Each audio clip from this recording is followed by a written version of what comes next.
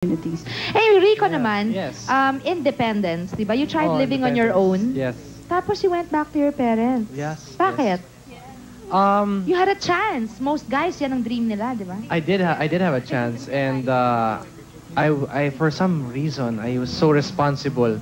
I made sure that I would not take home any girl. No, nothing. I was really just by myself.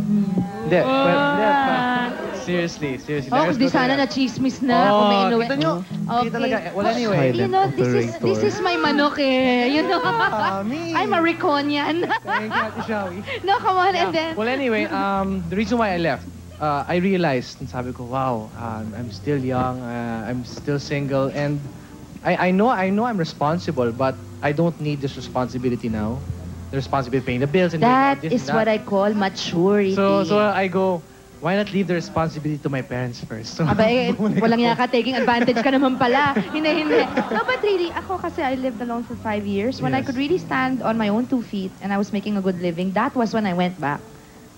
See, and I was giving my share of, you know, kahit di nila kailangan. Gusto ko lang. We connect. I missed my parents. So mature, no? Oh, wow. Si Dieter, baliktad naman. Si Dieter naman, he's always been independent. I mean, lived alone. Pero, ang wish mo naman daw, Dieter, is mabuo yung pamilya mong makasama mo sa bahay. Yeah, kasi it's hard.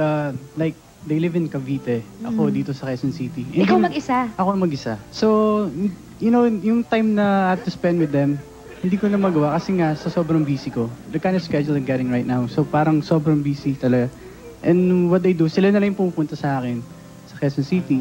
So I thought maybe it'll be a lot better kung sila na lang titira sa Quezon City. But my mom refused na tumira sa Quezon City kasi Love nila yung Cavite. love nila yung Cavite. And ayaw niya sa city eh. Ewan ko kung bakit. Sabi ni Maylene kasi the 1 bedroom lang yung apartment. Oo nga naman. Paano mo naman titirahin ng pamilya mo?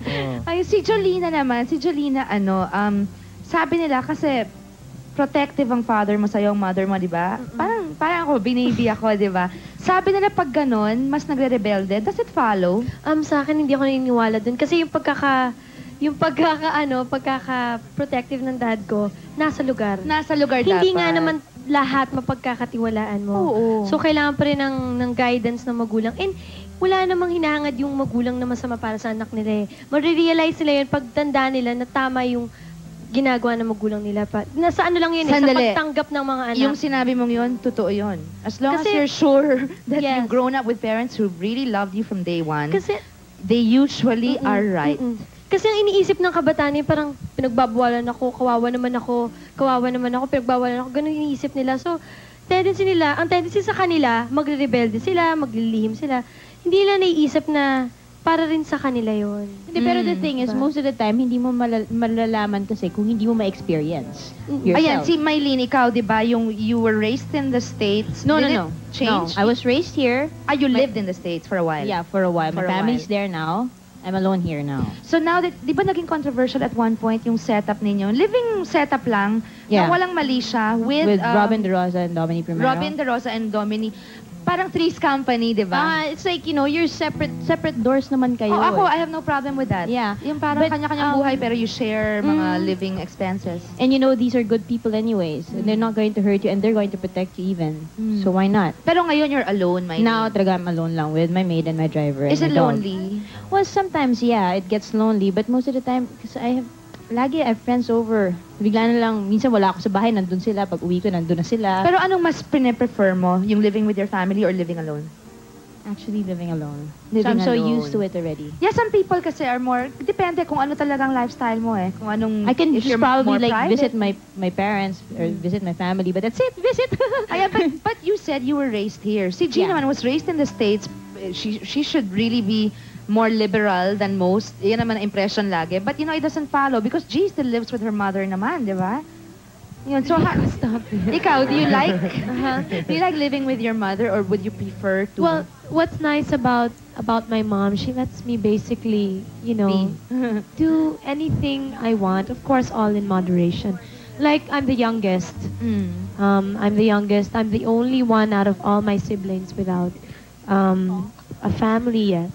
And I want to cherish that because my mom gave birth to me when she was 40. Yeah, so there I thought is your that mom was younger generation because gap. there's a big generation gap, and at first she couldn't understand that. But you know, eventually after the years, we became closer, and then she understood my side of it.